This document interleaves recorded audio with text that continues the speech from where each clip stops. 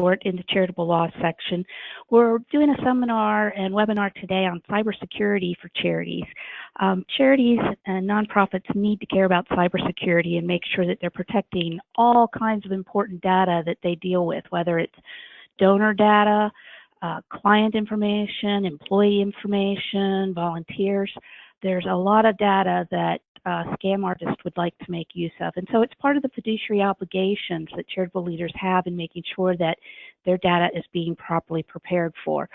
So I'm going to turn it over at this time to one of our members of the Cyber Ohio team, and he's going to walk you through some basics of issues that you should take a look at within your group.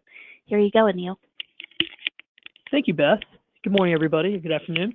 My name is Anil Patel, and as Beth mentioned, I work on the Cyber Ohio initiative. So with that, let's go ahead and get started. So what is Cyber Ohio? Well, Cyber Ohio is an initiative that was started by Attorney General Mike DeWine. As many of you probably surmise, Attorney General Mike DeWine travels the state quite a bit. And through his travels, he often talks to many Ohioans and tries to find ways in which our office can be better. One of the ways that he realized our office could be better is if we started helping small businesses and law enforcement and nonprofits in better protecting themselves from cyber threats. And with that, he started the Cyber Ohio initiative.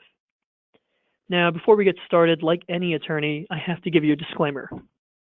Nothing in this presentation should be construed to be legal advice. Now, with that being said, what can I tell you? Well, hopefully a lot. Today, I want to talk to you about three key topics.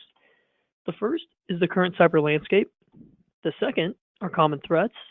And the third, preventative measures. So, the current cyber landscape. What is the current cyber landscape for nonprofits? Well, in order to understand what the current cyber landscape is for current nonprofits, we first have to look at how cyber criminals view large businesses. So, cyber criminals view large businesses as a castle holding lots of valuable data. And maybe that castle is surrounded by a moat. Maybe it's protected by some knights, a wall, heck, maybe even a dragon. Now, conversely, cyber criminals view nonprofits as a small to medium-sized home, not holding as much data, but still valuable nonetheless. But maybe the head of the nonprofit left that door open. But there's a fence. But the fence really serves to stake the perimeter. It doesn't actually keep people out of the home. But maybe they have a dog, but the dog's bark is a lot worse than his bite. What cyber criminals are starting to understand is that nonprofits and small businesses alike sometimes house very valuable information that they can then use to get into that large castle. It's as if they have that backdoor key to get in. And for that reason, nonprofits and small businesses have been targeted more and more frequently. So let's take a moment to talk about an Ohio business that was attacked via malicious software. Here we have an Ohio business that was hacked by a cyber criminal. And what happened was emails were being sent out to customers requesting payments be sent to a new bank account. Naturally, the business was worried because they did not send that email. So what they realized what they should do is the business shut down the email server and changed all the passwords to the email accounts. However, the next day, the fraudulent emails continued to be sent out to customers. Again, the business owner was terrified and trying to figure out what happened. Turns out, 2 of the business computers were found to be infected with a form of malware. Now, malware is just software that's intended to damage or harm your computer systems. It's because this malware was put onto the system that the cyber criminal was able to still send out emails even after they changed all of the email account passwords. So when we go out and talk to nonprofits, some of the things that we hear are things like, I'm not a target. I can't afford it. It's impossible. I'm not sure what to do. But what do these things really tell us? Well, they tell us in the first category, as we work down the list, that some people just don't appreciate the fact that they may in fact be a target for cyber criminals. But as we work our way down that list, what we realize is some people are saying, I'm not sure what to do, which really tells me they appreciate the risk that cybersecurity faces, but they just don't know where to allocate their resources. So let's talk about why we should care the consequences of an incident. Well, One of the first things that can happen is that you can have damage to your information or systems. Secondly, you can have regulatory fines, penalties, and legal fees. Third, you can have decreased productivity simply because people are trying to figure out what happened to their systems rather than doing their day-to-day jobs. And third, you can have reputation loss. Much like that third case study we just looked at, that company suffered great reputation loss. Something that they had to do was contact the customers on back-to-back days, letting them know, hey, we did not send out that email. Please don't send that money to that other bank account. But what do all these things have in common? Well, it's all money down the drain. So one of the things that you want to make sure that you take note of is investing in your cybersecurity infrastructure from the start. So now that we know what the current cyber landscape is for nonprofits, let's take a moment to talk about some common threats that you may face.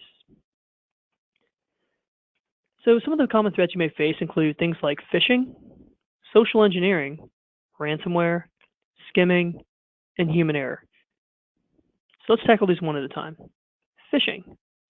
What exactly is a phishing email? Well, a phishing scam used by a cybercriminal is simply a communication that's initiated by a cybercriminal, usually via text or via email. Now, what they're looking for are one of three things.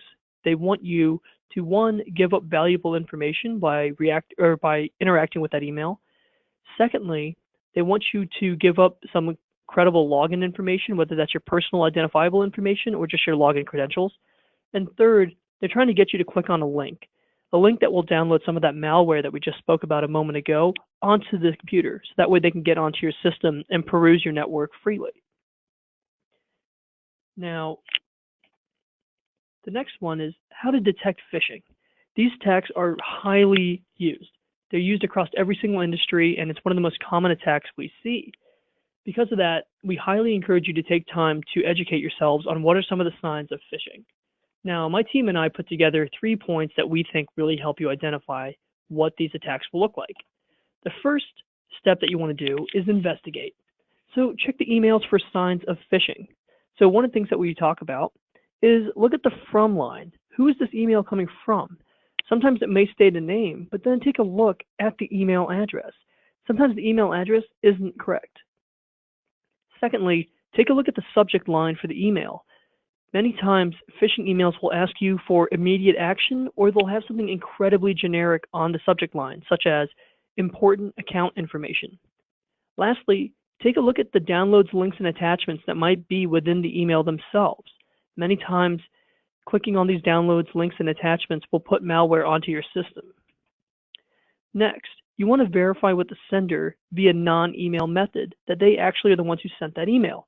So for instance, if you get an email that appears to be from your boss, asking you to send over some confidential information, pick up the phone and call your boss and make sure that he actually or she actually sent that email. It's the best way to actually contact the individual, because the way that these emails work is simply by interacting with the actual text or email. So try to make sure to use a non-email method. And lastly, stop. So if you find bunch of red flags throughout a given email, make sure to quarantine or delete the email. Now, when we say quarantine, what we mean is simply move that email to your junk folder.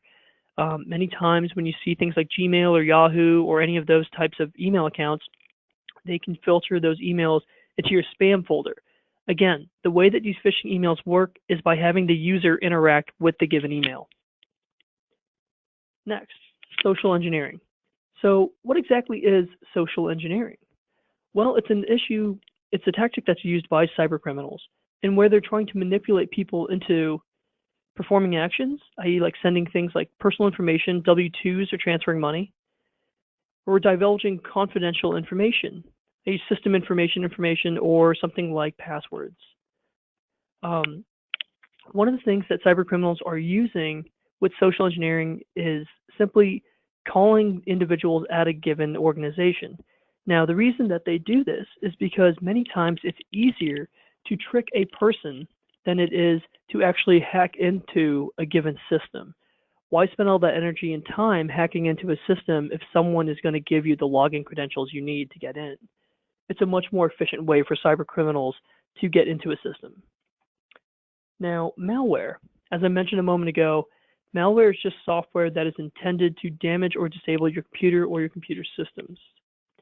Now, a type of malware that you might find is ransomware. Now, like the name would suggest, ransomware is a type of malware that once it gets onto your computer, what it does is it simply locks the user out of all the files that they can access normally. Now, the only way to get back into those files is to pay a ransom, as the name would suggest. So what we've noticed is that there's been a 50% increase in ransomware used in 2016, and there's a decrease in targeting individual consumers.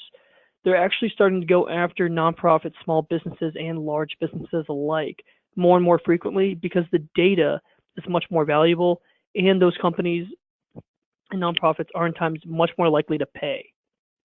So some of the screens you might see may look like this. They might look like this if you get them via text. Or they might look like this. Now, one of the other things I want to note here is that cyber criminals use ransomware just like any other business model. Once they get onto your system and they implement the ransomware, you have a countdown for how much time you have to pay to get your information back. What they've also noted is their customer service line is incredibly helpful. Again, this is a business model, so what they do is they simply help you transfer your money into Bitcoins and then transfer it over to them. Please note that there is no official answer from our office. However, the FBI has stated not to pay these ransoms simply because it furthers the actual use of ransomware. Another thing to keep in note, and we'll talk about this later, is having backups in place for this exact situation. To make sure that your systems are backed up, you can have access to your information should something like this happen. The next attack I want to talk to you about is skimming. Now, skimmers are devices that cyber criminals use all over the place. They use them at gas station pumps, they use them at checkout aisles. The one that you're looking at in front of you was actually found at a Walmart in 2016.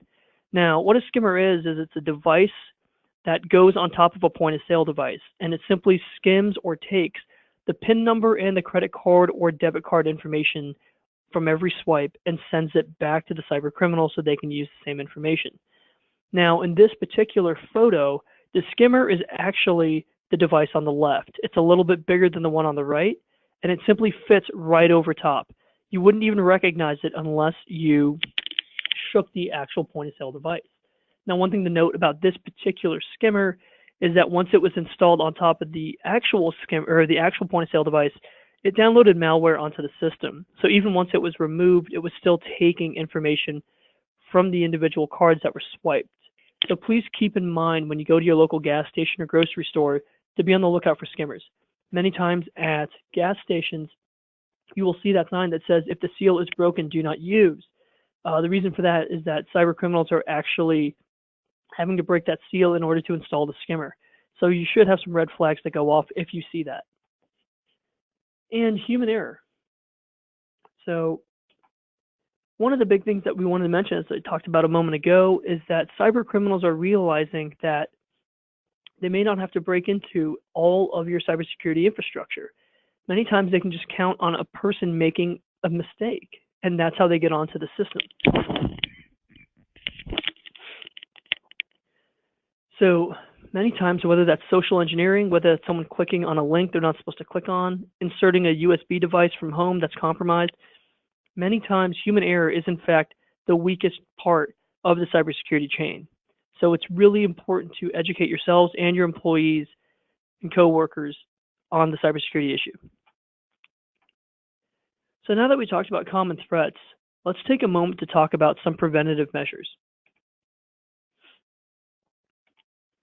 So the first and foremost, you want to make note of the fact that cybersecurity is a journey. It's not a destination.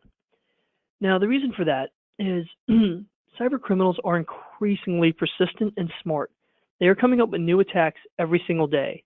And for that reason, an attack that's highly effective in the beginning of the year may be completely obsolete by the end of the year.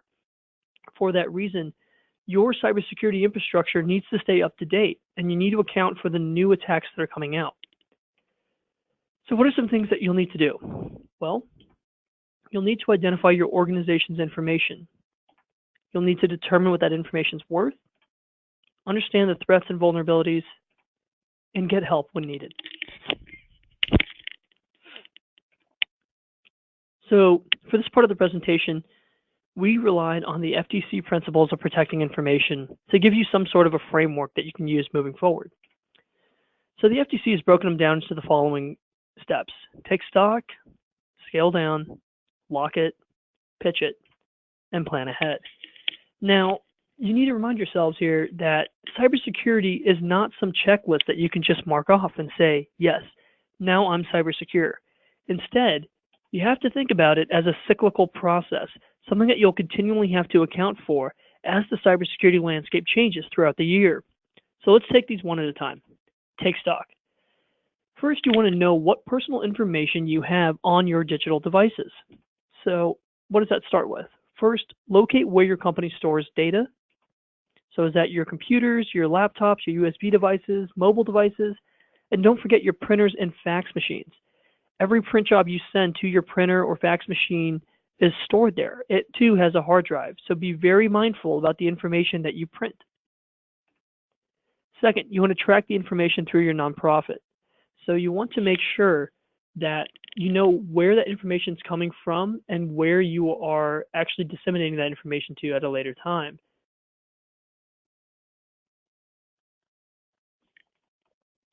So one of the things to start with is who sends the information to your business? Is it from other organizations? Is it from individuals? Knowing who sends that information to your business will help you start this process. Next, how does your business receive information? Is it through a web portal online? Is it physical information on paper that comes in? Or do individuals come in and write it down when they come into your actual nonprofit? And lastly, what kind of information do you collect? Is it protected health information, tax information, personally identifiable information? Knowing what type of information you collect will greatly help you understand what types of measures to put in place to better protect certain types of information. And third, identify who has access to that information. So, do individuals all across the board have the same access privileges, or do certain individuals have certain privileges based on their job title and function? Knowing who has access to certain information will better help you prepare for how to protect that information. The next step I want to talk to you about is scaling down. So we know what kind of information we have within our business. What's the next way we protect it? So first and foremost, you want to keep only what you need in your nonprofit. So if you're asking for multiple information, take note of that. And the best way to protect yourself from certain information that you gather is if you don't need it, don't ask for it. Remember, as the owner or the head of a small business or a nonprofit, you are ultimately responsible for the data that you house. So if you don't need it, don't ask for it.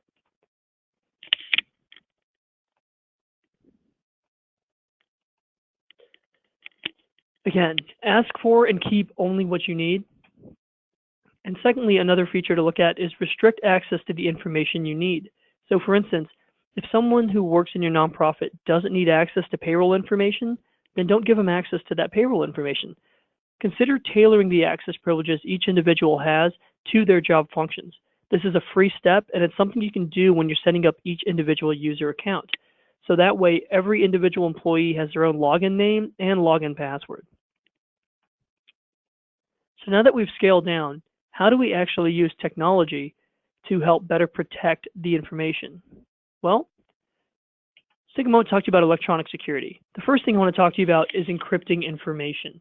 So what exactly does that mean to encrypt information? Well, to encrypt information simply means to take readable, usable data and make it unreadable and unusable by running it through an algorithm or a code. Now, when you do that, you also get a key. It's only until you use this key that you are able to get that information back. So what are some scenarios and where you would use this? Well, one of the reasons you might want to use this is if your nonprofit has a bunch of employees who use mobile devices. Now, if they use mobile devices, let's say that someone loses one or that's broken into. One way that you can better protect that information is if it is encrypted. That means that some person who picks up that particular device won't be able to access the information that's on it without that key. It's an added layer of protection, and it's also free. Next, secure your network. So many of you are probably aware of your Wi-Fi name and your Wi-Fi password. You'll create a name and you'll create a password. Many times people think this is enough to secure your network, but unfortunately, it's not. Your physical router, which is the device you use to get onto the internet, has its own login credentials.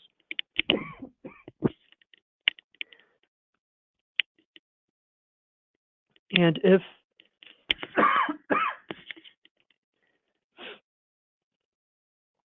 those login credentials are not updated, then a cybercriminal can actually scan a given area and determine which routers are being used and what model numbers of those routers are being used. Once he or she has that information, they are then able to actually get onto your network and bypass everything with those login credentials.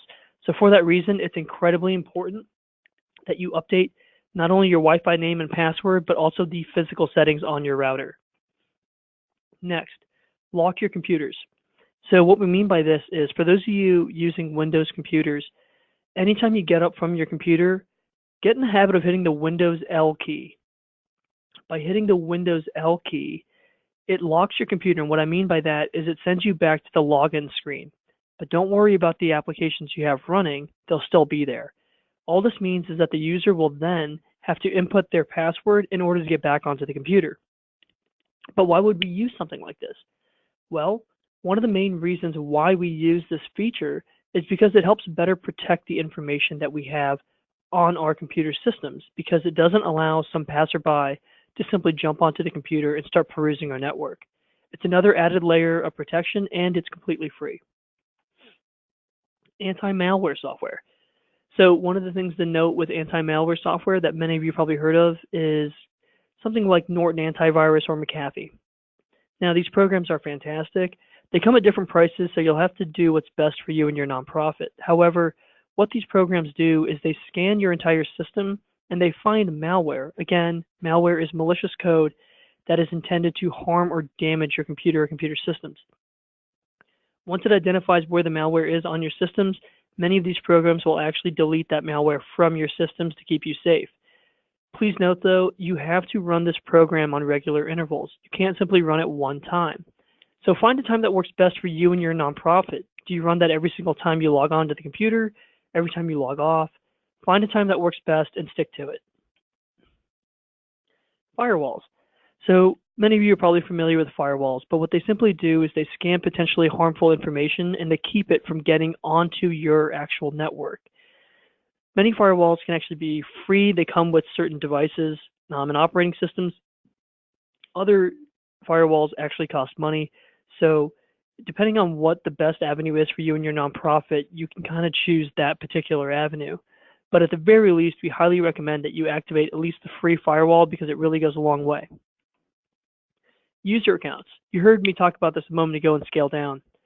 User accounts are really important because you want to make sure that you hold each individual accountable for what they're doing on the system. Now, the reason we say that is because if something were to go wrong, you would know which user actually did what. Now, if everyone has the same admin login, it's really difficult to tell who is doing what on the network. So for that reason, we highly recommend that you tailor all the different specific user accounts. Also, you can tailor the access privileges with those accounts. So again, if someone doesn't need access to payroll information, don't give them access to it. It's another way to keep your system safe, and it's a free method. And lastly, strong passwords. Many of us are pretty familiar with passwords by this point. They're usually 8 to 12 characters long. They usually need a capitalization or some number and a special character. Make sure that you create strong passwords. The passwords are used to safeguard our accounts, but if those passwords are weak, it doesn't take computer systems long to crack them. So for that reason, we highly recommend that you create stronger passwords. Now, with that being said, let's go ahead and take a quick password quiz. Now, the first option we have here is password, spelled password, but the A is the @ symbol and the O is capitalized. And the second option is password, but the A is capitalized and so is the O. Typically, I do this by show of hands in the room, but since we're on a webinar, I'm going to go ahead and run through all of these for you. And I'm just going to simply tell you which one of the passwords of the two options is the stronger password, and I'll also tell you why. So in this case, option 2 is the stronger password, and the reason is computer systems are getting really smart. And one of the things that they're picking up on is when they mimic human behavior, they're realizing people like to use the @ symbol as the A. For that reason, random capitalizations are a stronger password. Second, food for me with the number 4, or option 2, food for me all spelt out. Here, option 2 is the better password. Similarly to the first question I gave you, computer systems are also finding out that people like using numbers in this fashion. So for that reason, spelling out the entire password is the better option here. Next, I eat kale 88 and I love you 88. Now, in this particular question, the stronger option between these two is I eat kale, option 1. The reason that this is the stronger password is because computer systems are determining that people like using phrases like I love you, I miss you, best husband, best wife as their passwords. For that reason, I eat kale is incredibly random and much harder for a computer system to crack. How about this one? Option 1 reads 1 QAZ, 2 WSX, 3 EDC, or option 2, the first pitch.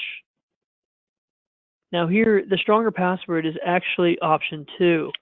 Now, I apologize if I tricked you on this one, but the reason option 1 is not that strong is the next time you look at your keyboard, go ahead and take a look at the first column.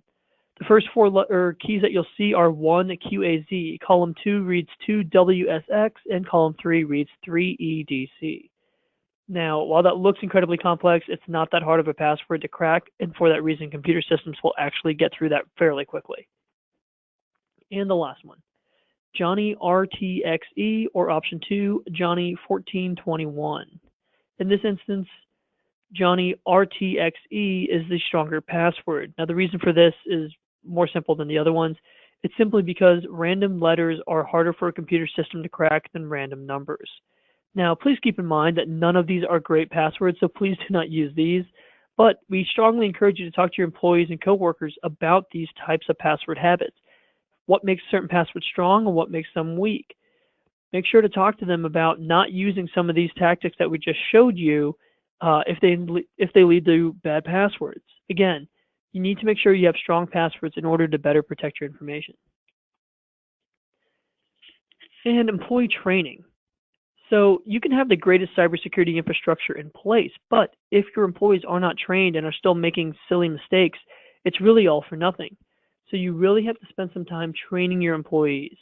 So some of the things we talked about include the common threats, where we talked about phishing, ransomware, and social engineering. Talk to your employees about these different schemes. Make sure that they're aware of what signs to look for within phishing emails. Another thing that you can consider doing is going online and finding free webinars that go through this process. Do them as a group and start to do the analysis and talk amongst yourselves about why this was a potential phishing email and why it may not be. Secondly, ransomware. It is on the rise, so be mindful of this particular type of attack and know that if it does happen, have the proper contacts in place for how to get your systems back up and running. We'll talk about that in a little bit. And social engineering. Again, cyber criminals are now facing or going after the human element.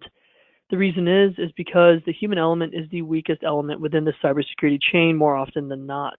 Why spend all that time hacking into a system when someone can actually just give you their login credentials? Make sure to talk to your employees that if they do get fishy phone calls and things of the such, not to ever give out certain types of information. And how about workplace practices? Remember, passwords. We just took the password quiz.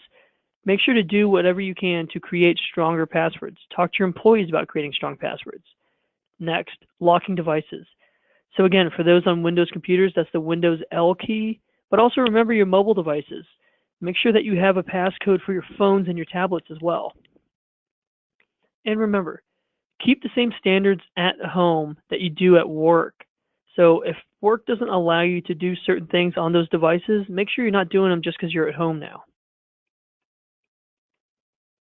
So now that we locked it, let's talk about pitch it, our next step. You want to make sure that you properly dispose of what you no longer need. So what are some ways to do that? Well, first, you can create retention schedules. So come up with a schedule based on what information you have and know when you can get rid of that particular information. Next, dispose of digital equipment appropriately. So one of the things to note is just because you get new devices doesn't mean you throw your old ones out in the dumpster. One of the things that cyber criminals have been known to do is go dumpster diving and pull the data off old devices that weren't properly disposed of. One thing that you can do as the head of a nonprofit is you can actually talk to a disposal firm and they will ensure that the information is thoroughly wiped off a given device. Many of these firms will also let you watch them do it. So keep that in mind as you go. Lastly, always keep in mind that you as the head of the nonprofit are always responsible for the information that you house. And that extends to the information that you dispose of on certain devices. Make sure that information is properly disposed of.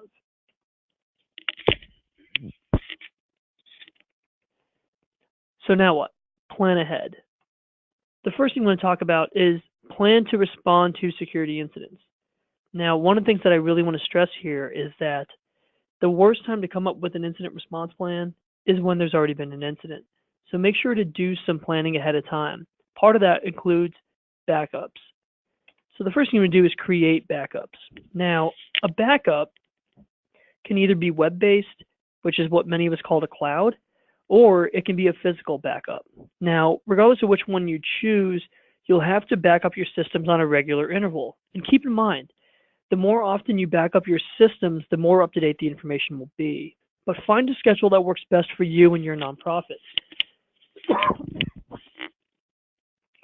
Next, you want to test your backups. So it's great that you have a regular interval to back your systems up, but you need to make sure that the information on those backups can actually be brought back. So for that reason, create another schedule for how often you test your backups too. And lastly, as I just mentioned a second ago, update your backups. So you want to make sure you find that schedule that you use to update them. So maybe that is daily, maybe that's weekly, bi-weekly, or monthly. Find a time that works best for you and your nonprofit and make sure to stick to it. Next, your policy and procedures guide. So I know that this can sound rather daunting, but it doesn't have to be. Your policy and procedures guide really just can be a 1 to 2 page document. And this document simply outlines what it is that your nonprofit does. So you first want to make sure to set your priorities. So what are the priorities for you and the employees within your company or your nonprofit? As far as how do you actually safeguard the information? What are the policies and procedures with certain given computer systems or mobile devices? Make sure that you have all of these things listed out and make sure that your employees abide by them. And next, set expectations. So again, we're not that big castles, so we only have limited amount of resources to know what types of information we are going to protect. In the take stock phase, we understand that certain information will be more valuable than others. Because of that, you'll need to make sure that you safeguard certain information more heavily than you do others. Also, within setting expectations, set the expectation for your coworkers and your employees. Make sure that they know what you expect as far as what the practices should be within the nonprofit, that they're not allowed to bring in their own USB devices, that they have to lock their computers when they leave them. Just simple things like that really go a long way. And again, the incident response plan, which I mentioned a moment ago. One of the things that you want to take note of with the incident response plan is, again, the worst time to come up with an incident response plan is once there's already been an incident. So the first thing you need to do is list out your initial steps. So at this point, I like to talk about a fire drill analogy. Now, if our building were to catch on fire, knock on wood that it doesn't, there would be a policy or procedure in place for who was responsible for getting all of us out of the room and out of the building. And once we get out of the building, there would be a parking lot or some other field or something that we do, or some place that we go where we can congregate and be safe, preferably away from the building. Think of this the same way. Your initial steps for your incident response plan are highly crucial. So let's say, for instance, that we had an employee who fell for a phishing scam. They clicked on a link they weren't supposed to click on because they didn't catch all the red flags, and next thing you know, the screen's going blank. What do? Well, the first thing that we recommend you do is unplug the computer from the network. This will stop the spread of the malware from that individual computer to the rest of the computers on the network. Secondly, you want to document. So document what's happening. Document what happened when you first got onto a given website or the phishing email, or did you plug something in that wasn't supposed to be plugged in? But also document what's happening on the screen. Is the screen going blank? Are they asking to pay a ransom? All this information is very important for when you're going back to fix and address the issues. And lastly, escalate. So know who are you contacting when you have an issue like this. Are you talking to your manager? Are you talking to the CEO or the head of the nonprofit? Know who you're talking to and who to report these incidents to, so that way everything is very streamlined. Next, roles and responsibilities. So again, like the fire drill, it's great if we have a procedure in place, but you need to make sure to assign those roles and responsibilities to an individual. After all, what you don't want to have happen is no one take action because they think someone else is going to, or you have two people doing the same thing when you don't have the time or resources to allocate like that. So assigning roles and responsibilities does two things. One, it helps ensure that the work gets done, and two, it holds people accountable for their specific tasks. And lastly, emergency contacts. So you've done everything that you can do as the head of a nonprofit, but now you need to know who to contact and get help from.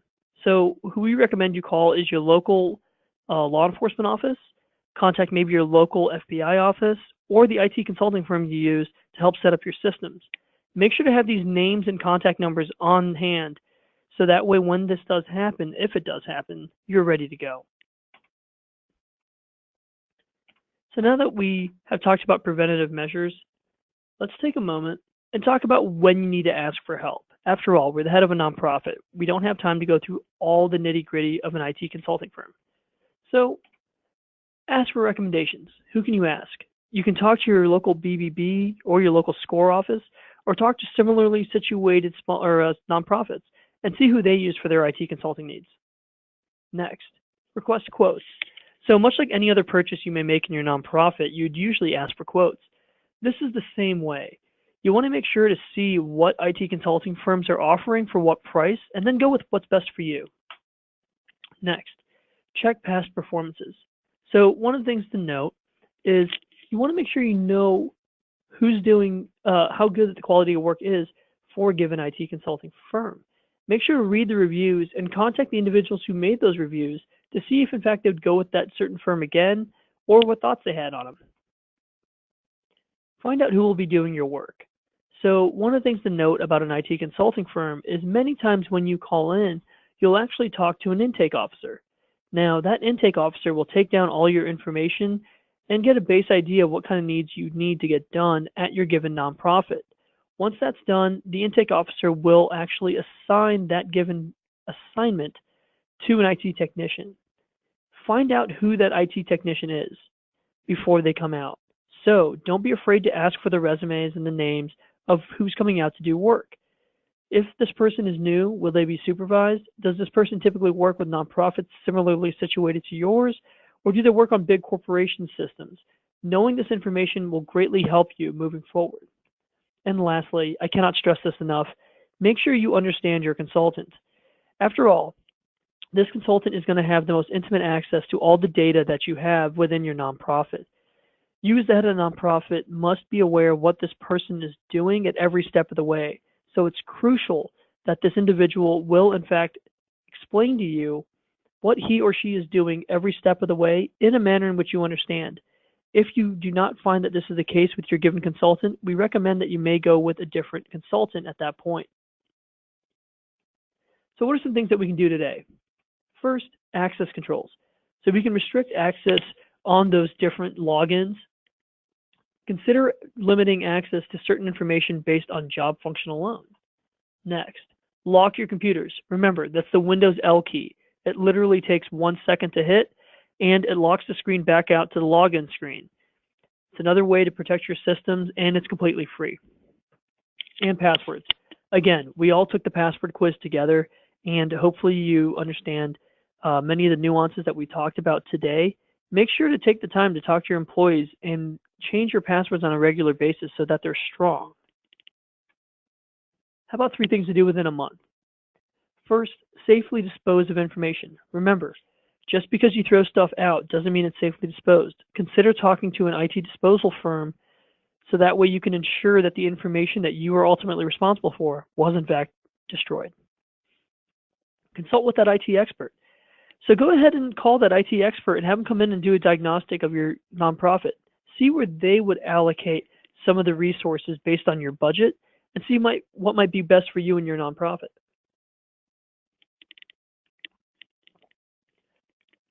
Next, educate your employees.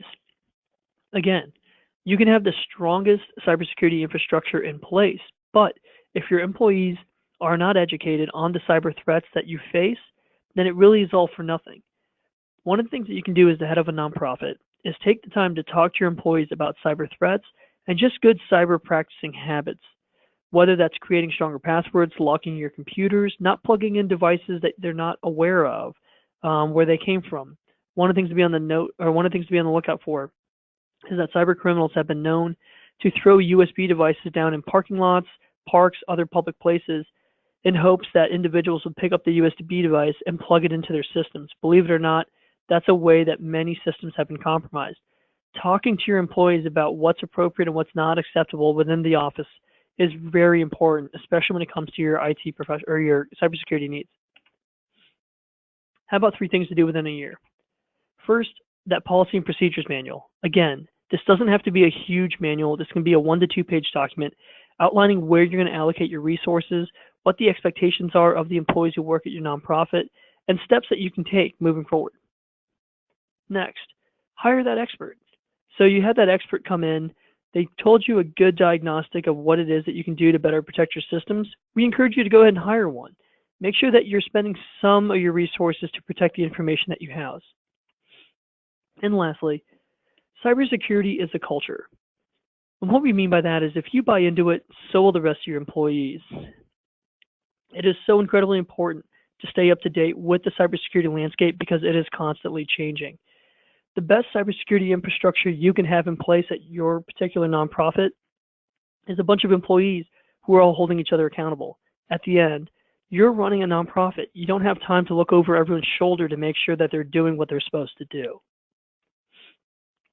Now, with that, please come visit us at ohioattorneygeneral.gov/business/cyberohio. We have a helpful links page on that webpage that we think you may find helpful.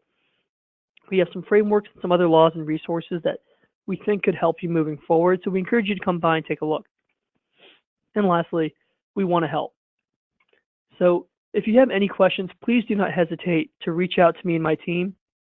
We can be reached at cyberohio@ohioattorneygeneral.gov. Thanks so much.